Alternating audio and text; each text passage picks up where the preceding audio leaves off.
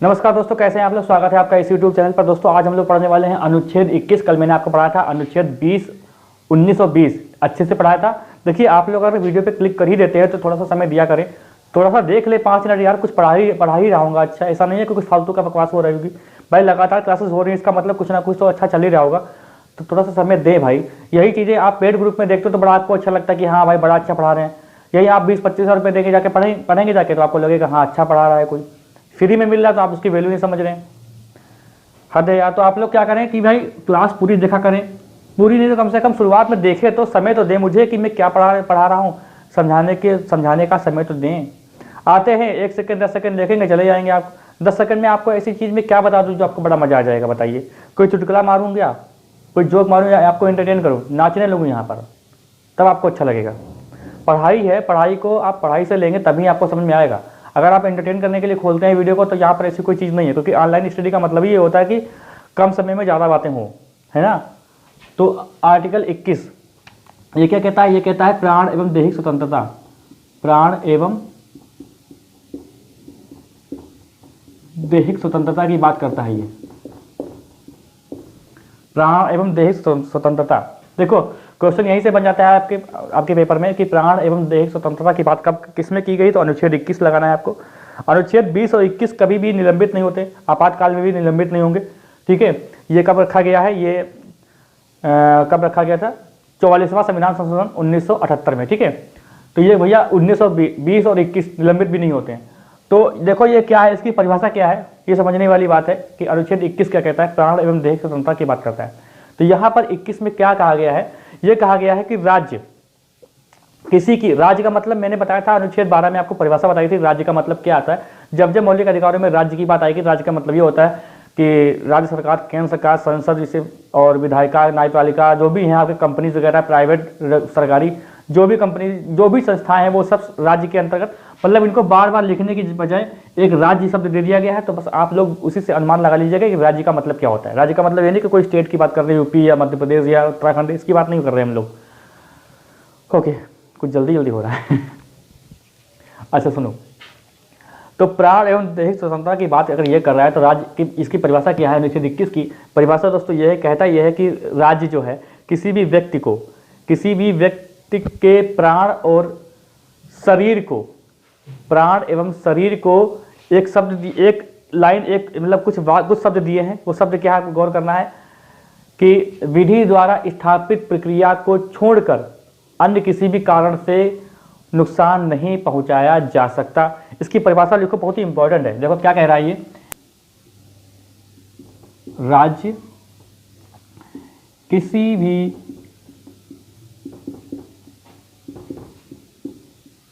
व्यक्ति के प्राण व शरीर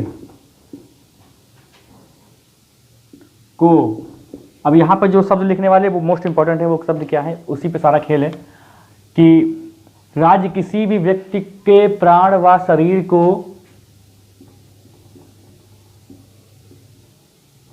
विधि द्वारा स्थापित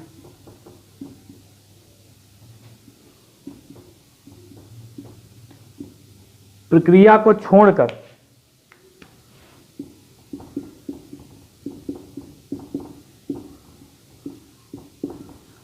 अन्य किसी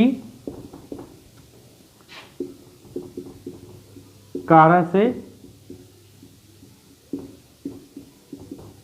नुकसान नहीं पहुंचाया जा सकता है।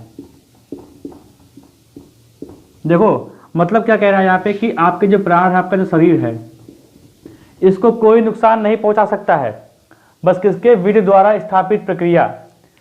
विधि द्वारा स्थापित प्रक्रिया यानी कानून के, अगर कानून कुछ ऐसा कानून बनाया गया है, मतलब जैसे कि आप कुछ चोरी करते हैं या मर्डर करते हैं, तब आपके शरीर को नुकसान पहुंचाया जाएगा। वो क्या है? विधि द्वारा स्थापित प्रक्रिया है। लेकिन आपको कोई भी आप नुकसान नहीं पहुंचा सकते किसी को भी, यहाँ तक कि आप अपना भी नुकसान नहीं पहुंचा सकते, यहाँ तक कि आप आत्महत्या भी नहीं कर सकते। आत्महत्या करना भी एक कानूनी जुर्म होता है। अगर आप बच जाते हैं तो आप पर एक हत्या का एक आरोप लग सकता है कि आप, मतलब क्या है, इससे होता नहीं है कि जानलेवा हमला, तो ये आप पे आरोप लग सकता है। तो देखो क्या होता है कि विधि द्वारा स्थापित प्रक्रिया है, मतलब क्या कि आपका जो शरीर है, आपका जो प्राण है, ये कोई भी नहीं ले सकता, किसी को भी अधिकार नहीं है, आपका जीने का अधिकार है, तो ये कोई चीज नहीं कर सकता। बस ये क्या है, विधि द्वारा स्थापित प्रक्रिया। अच्छा, विधि द्वारा स्थापित प्रक्रिया का मतलब यह है कि जैसे कि ये विधि द्वारा मतलब कोई भी कानून बना सकता है, इस पर कोई जांच नहीं करेगा, यहाँ पर ये मतलब है। ये बात हो रही है 1978 के पहले की बात हो रही है ये, तो यहाँ पर लिखो 1978 के पहले की बात, से पहले ये परिभाषा थी इसकी, ठीक है। तो क्या हुआ है कि मतलब जो भी है संसद कानून बनाएगी, जो विधि बनाएगी, उसमें क्या होगा, उसी के हिसाब से आपको जो भी सजा चाहे वो दे सकता है।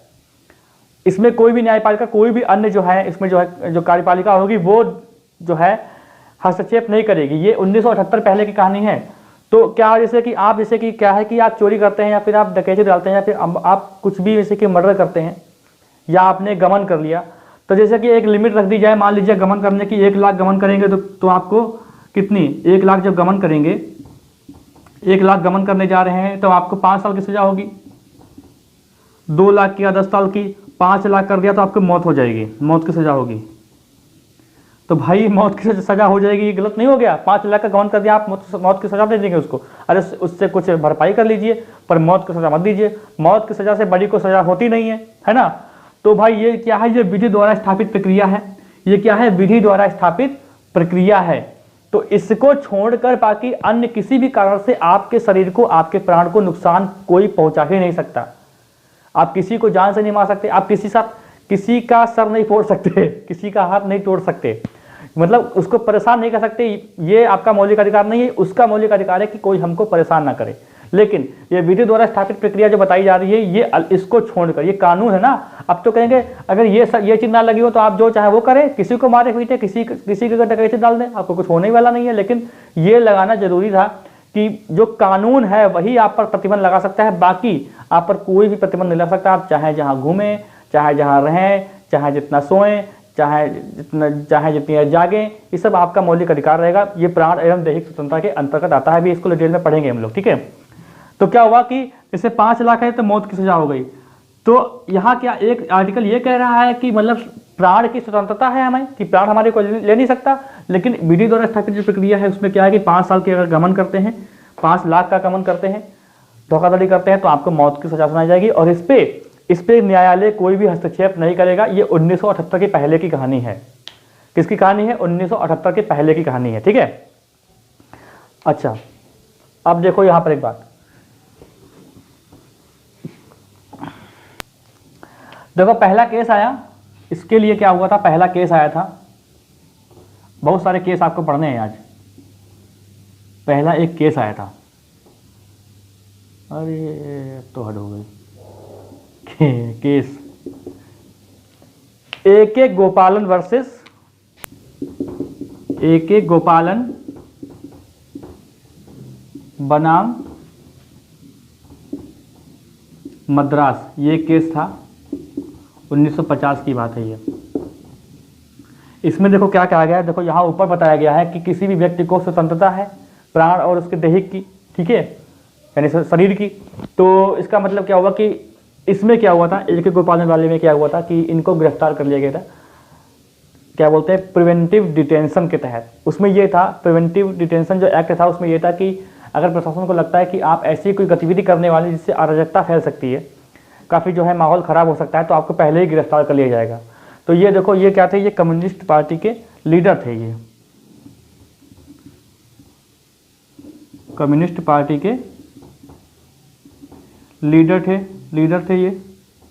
तो इनको गिरफ्तार कर लिया गया था। फिर इन्होंने केस कर दिया था कि भैया हमें गिरफ्तार कैसे कर लिया, मतलब आपको शक होगा हमें गिरफ्तार कर लेंगे, तो इनको गिरफ्तार कर लिया गया था।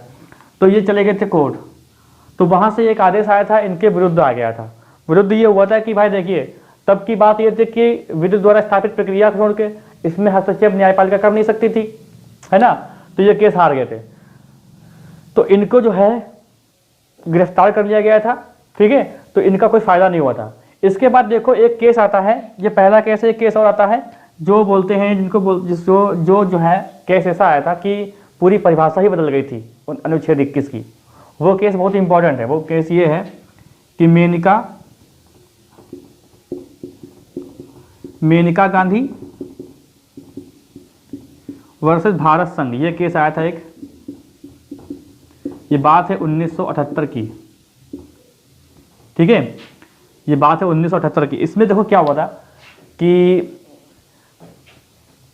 इसमें ये हुआ कि मेनका गांधी विदेश जा रही थी कहीं, ठीक है, तो इनका पासपोर्ट ही रख लिया गया था, इनका पासपोर्ट जमा हो गया तो इन्होंने केस कर दिया सुप्रीम कोर्ट में सीधे।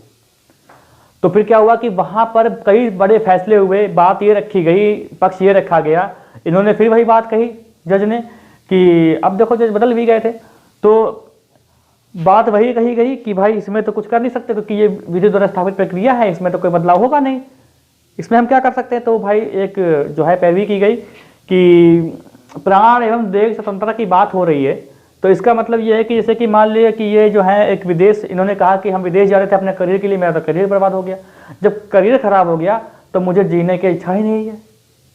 तो बात आ गई प्राण एवं देह की, प्राण की बात आ गई कि भाई इन्होंने कहा कि हम विदेश जा रहे थे अपना जो है एक करियर बनाने के लिए, तो करियर तो बना नहीं, तो अब जीने का मतलब क्या रहा।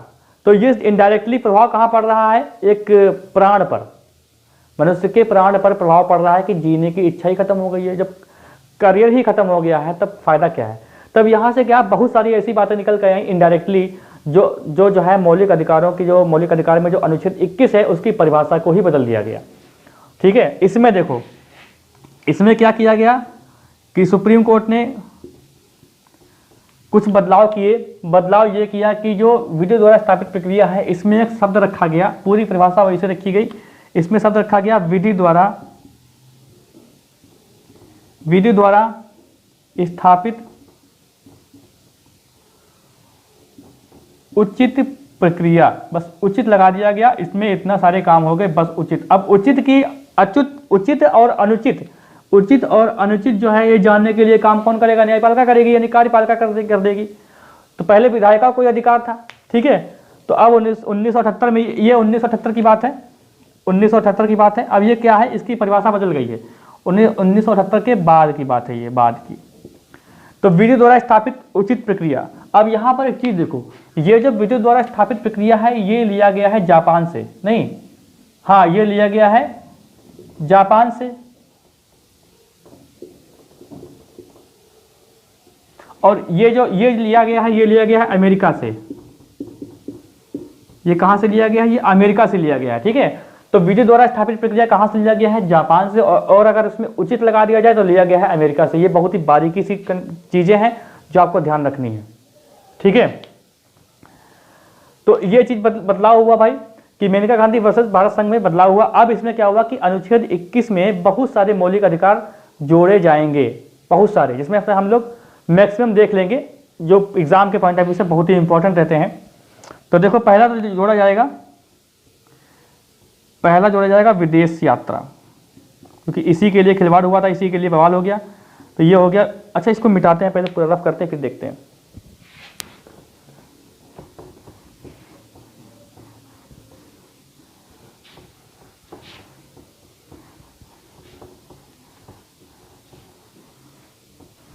जो जोड़े जाने हैं उनको देखते हैं। पहले देखो विदेश जाने का अधिकार, ये किस सबको अधिकार है कि भाई आप विदेश जा सकते हैं, क्योंकि इसी पे क्या हुआ था, सारा बवाल हुआ।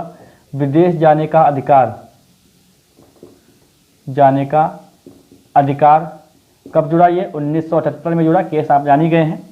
दूसरा देखो है तो बहुत सारे, लेकिन बहुत सारे अधिकार हैं। आप जैसे ऐसा होता ना कि इज्जतदार जिंदगी जीने के लिए, गरिमापूर्ण जिंदगी जीने के लिए जो चीज़ जरूरतें होती हैं वो सारे मौलिक अधिकार में अनुच्छेद 21 के अंतर्गत आती है। मतलब आप इज्जतदार जिंदगी जीना चाहते हैं, गरिमापूर्ण जिंदगी जीना चाहते हैं, तो जो भी आपके पास जो भी चीज़ें हैं, जो जरूरतें हैं एक गरिमापूर्ण जिंदगी जीने के लिए, ठीक है, प्रतिष्ठा और गरिमा के साथ, प्रतिष्ठा और गरिमा के साथ नहीं, प्रतिष्ठा और गरिमापूर्ण जिंदगी के साथ अगर जीना चाहते हैं तो अनुच्छेद 21 के अंतर्गत सारी चीजें आती हैं, ठीक है। तो देखो विदेश जाने का अधिकार हो गया, और ये आपके पास देखो अधिकार आता है एक निजता का अधिकार, निजता हुआ या एकांतता हुआ या प्राइवेसी हुआ, प्राइवेसी बोलते हैं इसको, ठीक है। प्राइवेसी का अधिकार, ये देखो जोड़ा गया था। ये जोड़ा कब गया था? 1994 की बात है, 1994। ये केस क्या है? ये केस था दोस्त, ये केस क्या था भाई? राजगोपाल वर्सेस तमिलनाडु। अब ये तमिलनाडु में नाम बदल गया है इसका, तमिलनाडु। 1994 की बात है, ठीक है। और तीसरा देखो, तीसरा क्या है? जैसे तीसरा क्या हो सकता है, क्या बताऊं मैं आपको? निशुल्क विधि सहायता, निशुल्क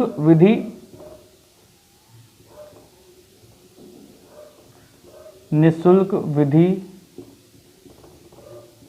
सहायता, ठीक है। और देखो, चिकित्सा सहायता का अधिकार, चिकित्सा, ये बहुत ही इंपॉर्टेंट फैक्ट है ये वाला, सहायता का अधिकार। अभी मैं इसको बताता हूं। यार वीडियो चल रहा है, मैं देख लूँ एक बार, ठीक है। चिकित्सा सहायता का अधिकार, देखो निशुल्क विधि का अधिकार मतलब क्या है कि आप कभी भी जाके निशुल्क जो है, आपके पास जो है सुविधा है कि आप अपना अधिकार प्राप्त कर सकते हैं। कोई दिक्कत हो तो आप सरकारी वकील कर सकते हैं, कोई पैसा, उसकी कोई फीस नहीं लगती। हालांकि लग जाते हैं पैसा, वो अलग बात, लेकिन एक तरीका देखें तो कोई फीस वगैरह नहीं होती, ठीक है। चिकित्सा सहायता का अधिकार है ये कब जुड़ा है? 1989 में जुड़ा था। और ये केस आया था, वो केस क्या था? केस क्या था, क्या नाम था उसका केस का, याद नहीं आ रहा है। परमानंद कटारा, परमानंद कटारा वर्सेस भारत संघ। ये केस आया था परमानंद कटारा वर्सेस भारत संघ। इसमें क्या होता? अब देखो क्या क्या आ गया, चिकित्सा सहायता का अधिकार। आप लोगों ने पुरानी फिल्में देखी होंगी बहुत सारी, इसमें क्या होता है कि एक्सीडेंट हो गया, किसी को गोली मार दी, किसी को कुछ हो गया, तो अस्पताल लेके जब जाते हैं तो कहते हैं नहीं नहीं, पहले पुलिस कार्रवाई होगी, भले ये मर जाए, पहले पुलिस कार्रवाई होगी तब जाके होगा। लेकिन अब ये बदल गया है, 1989 से बदल गया है। अब ये क्या हो गया है कि आप चिकित्सा सहायता का अधिकार तो आप प्राप्त करेंगे, मतलब जैसे चाहे प्राइवेट हॉस्पिटल चाहे सरकारी हॉस्पिटल, अगर आपके पास इमरजेंसी में कुछ चीज़ें, अगर आपके साथ इमरजेंसी में कुछ घटनाएं से घट जाती है, जबकि पुलिस कार्रवाई के बगैर, मतलब पुलिस कार्रवाई होगी जो इस केस में आपके साथ ऐसा हो गया, लेकिन पहले इलाज होगा आपका, ये आपका अधिकार है। अगर जैसे भी आप कभी भी किसी के साथ जाएं, ऐसी घटना हो जाए, डॉक्टर मना करें तो उसको समझाएं कि भैया ये आर्टिकल 19-21 में ये बताया गया है, ये मौलिक अधिकार के अंतर्गत आता है कि चिकित्सा का अधिकार हमें है, ये हमारा मौलिक अधिकार है, ये अनुच्छेद 21 में बताया गया है। और ये 1989 में परमानंद कटारा वर्सेस भारत संघ में ये फैसला आया था, तो ये जोड़ा गया। चाहे सरकारी हॉस्पिटल हो चाहे प्राइवेट हॉस्पिटल हो, आप अपना इलाज कराएं तुरंत जाके, पुलिस की कार्रवाई बाद में देखी जाएगी, ये अब नियम हो गया है, ठीक है। ऐसा नहीं है कि पुलिस का वेट करें, हालांकि अब भी डॉक्टर लोग डर के मारे ऐसा करते नहीं है, लेकिन ये अधिकार है चिकित्सा पाने का। वो डॉक्टर ऐसे होते हैं जो झोला छाप होते हैं, ठीक है। अगर कोई MBBS है, कोई BMS है, तो वो उसको फिलहाल इस चीज़ का डर नहीं होना चाहिए, क्योंकि ये क्या है, आप उसका इलाज करिए, हाँ जाने मत दीजिए उसको, इलाज के दौरान पुलिस को बुला लीजिए, सारी कार्रवाई हो जाएंगे, लेकिन इलाज पहले होगा, ये हमारा चिकित्सा पाने का अधिकार है, ठीक है। अब देखो यहाँ पर एक चीज़ देखो, ये क्या करते हैं हम लोग, 5वां देखते हैं। देखो गिनती नहीं है, गिनती बहुत है, लेकिन मुख्य देखते हैं। यहाँ पर देखो क्या है कि शुद्ध पर्यावरण का अधिकार, शुद्ध पर्यावरण का अधिकार। यहाँ पर एक चीज समझने वाली बात यह है कि इसके अंतर्गत बहुत सारी चीजें आती हैं। वो आती क्या क्या है, इसमें कुछ नहीं देखना है, इसमें आती क्या क्या है, जैसे कि शुद्ध पर्यावरण, जैसे कि आप जैसे जहाँ ट्रेन में जा रहे हैं, बस में जा रहे हैं, कोई क्या कर रहा है, बीड़ी पी रहा है, तो उसको आप मना कर सकते हैं। क्यों? क्योंकि आपको शुद्ध वातावरण में जीने का अधिकार है। इससे क्या होगा कि जैसे शुद्ध वातावरण नहीं है, आप दूषित पानी पी लें, या कहीं बीड़ी या धुआं हो, आपकी सांस की प्रॉब्लम हो, और ऐसी कोई धुआं वगैरह उड़ा रहा हो, आपको प्रॉब्लम हो रही है, तो आपके तो जीवन पे जो है प्रभाव पड़ेगा, आपका प्राण का अंत हो जाएगा, है ना। तो इसीलिए क्या किया गया, अब क्या गया, देखो 1978 की बात क्या हुआ है कि अनुच्छेद 21 बहुत ही प्रबल हो गया था, कि इसमें क्या हुआ था कि इनडायरेक्टली जो आपके जीवन पर प्रभाव डालती है, इनडायरेक्टली अप्रत्यक्ष रूप से, तो वो भी इसके अंतर्गत आएंगी। पहले क्या परिभाषा थी, पहली परिभाषा यह थी कि प्राण एवं देह स्वतंत्रता की बात होती थी बस। अब इसमें क्या कि इसको प्रभावित करने वाली चीजें भी इसमें आ गई थी। अब शुद्ध वातावरण का मतलब ये हुआ, शुद्ध पर्यावरण का मतलब ये हुआ कि अगर आप सो रहे हैं, आपके पड़ोस में कोई गाना तेज बजा रहा है या फिर कुत्ता भौंक रहा है, कुछ भी आपको दिक्कत अगर सोने में हो रही है, तो आप अपने मौलिक अधिकार का प्रयोग कर सकते हैं। कहते हैं कि भैया मेरा मौलिक अधिकार, मुझे सोने का अधिकार है, मुझे सोने दो, है ना। आप कहीं जा रहे हैं, आप कहीं जा रहे हैं, शांतिपूर्वक बैठे हैं, कोई चिल्ला रहा है, कोई गाने तेज बजा रहा है, आपको परेशानी हो रही है, तो आपकी स्वतंत्रता, ये भी एक पर्यावरण आता है। होता नहीं है कि वहाँ का पर्यावरण अच्छा नहीं है, वहाँ पे बहुत शोर होता रहता है, बहुत शोर हो रहा है, वहाँ पर क्या हो रहा है, वहाँ पर हमेशा गाली गलौज होता रहता है, तो उसको भी तो पर्यावरण में गिनते हैं। पर्यावरण का मतलब ये नहीं है, पर्यावरण को आप वातावरण से भी जोड़ सकते हैं, ठीक है।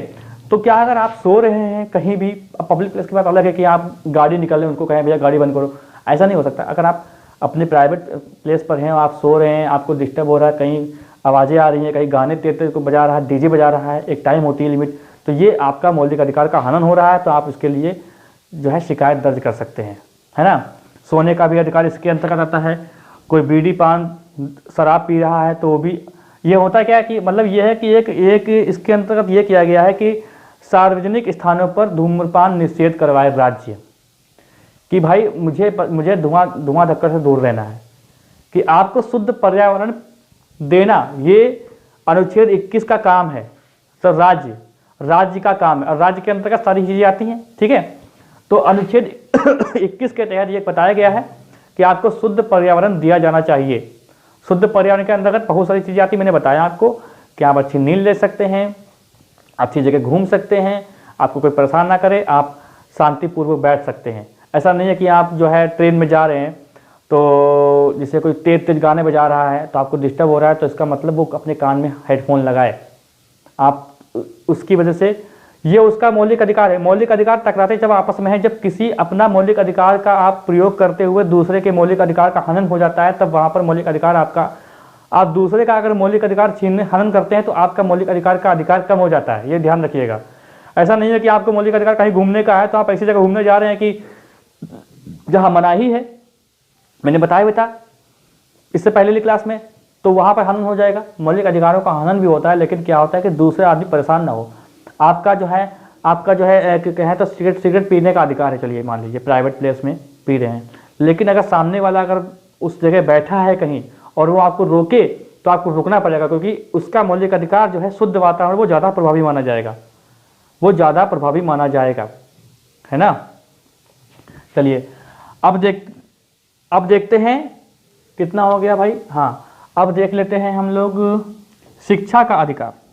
शिक्षा का अधिकार देखिए पहले नहीं था शुरू में। शिक्षा का अधिकार,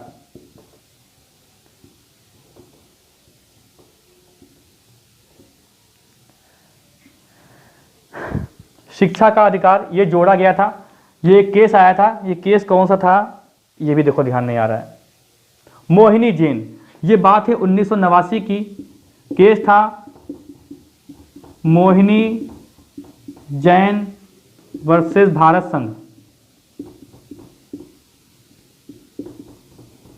तो ये जोड़ा गया था शिक्षा का अधिकार। अब शिक्षा का अधिकार का ही एक बेस बनाया गया था, जिसके अंतर्गत क्या हुआ कि भाई जब ऐसा केस आया तो इसका क्या किया, इस पे बहुत ज़्यादा विचार हुआ और इसके लिए क्या किया कि अलग अनुच्छेद ही बना दिया, ठीक है। तो इसी का अनुसरण करते हुए बना दिया गया था अनुच्छेद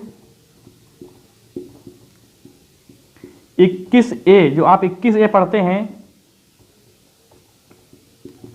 21A जो पढ़ते हैं वो पढ़ते क्या है, वो पढ़ते हैं कि जो 6 से 14 वर्ष के जो बच्चे हैं उनको निःशुल्क शिक्षा प्रदान की जाएगी, ठीक है।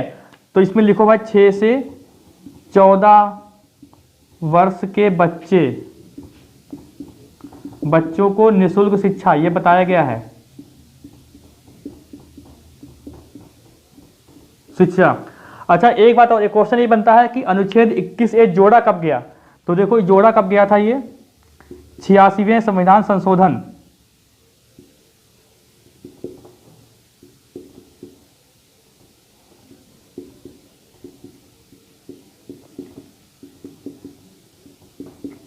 (1978) में, ठीक है। 86वें संविधान संशोधन 1978 में। और इसी का अनुसरण करते हुए क्या हुआ था कि राइट टू एजुकेशन, शिक्षा का अधिकार,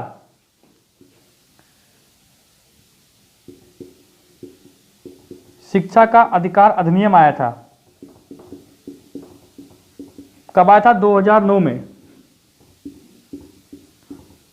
पारित हुआ था, ठीक है, और लागू कब हुआ था? 2010 में। तो शिक्षा का अधिकार, राइट टू एजुकेशन, शिक्षा का अधिकार आया था 2009 में, ये अब अधिनियम बन गया था। शिक्षा का अधिकार अलग से अधिनियम बन गया था, 2009 में आया था और लागू हो गया था 2010 में। और देखिए इससे रिलेटेड जो है, देखो नीति निर्देशक तत्व में एक वो आता है अनुच्छेद 45, जो नीति निर्देशक तत्व है जो 36 से 51 तक वर्णन है, ठीक है, अनुच्छेद 36 से 51 तक वर्णन है उसका।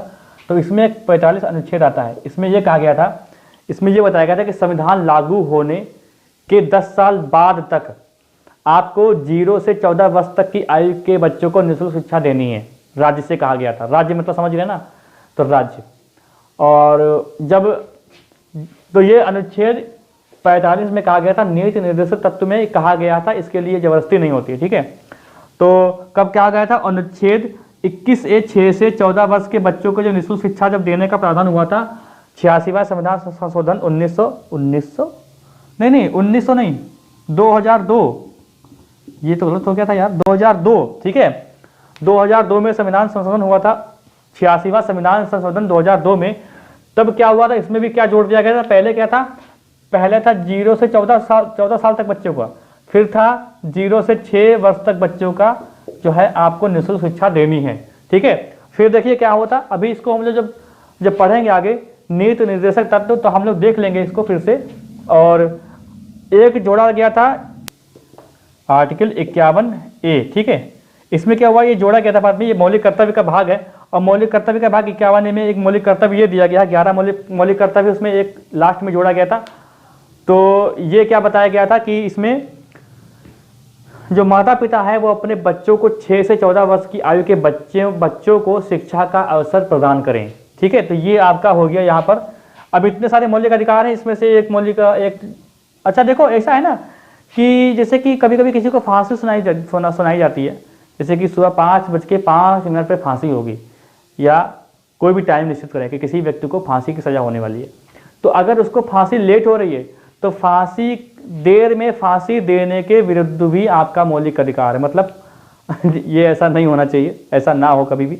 मतलब क्या है कि जो होता नहीं कि देर में अगर फांसी में टाइम लग रहा है, तो ये भी आपके मौलिक अधिकार का हनन हो रहा है, आपके मौलिक अधिकार का हनन। अगर देर में फांसी, अगर आपकी टाइमिंग थोड़ी गड़बड़ हो गई या आपको लेट हो रहा है, आपको बताएगा कि आपको सुबह 5 बजे फांसी दी जाएगी, टाइम हो रहा है 5:30, तो ये आपके मौलिक अधिकार का हनन हो रहा है, ठीक है।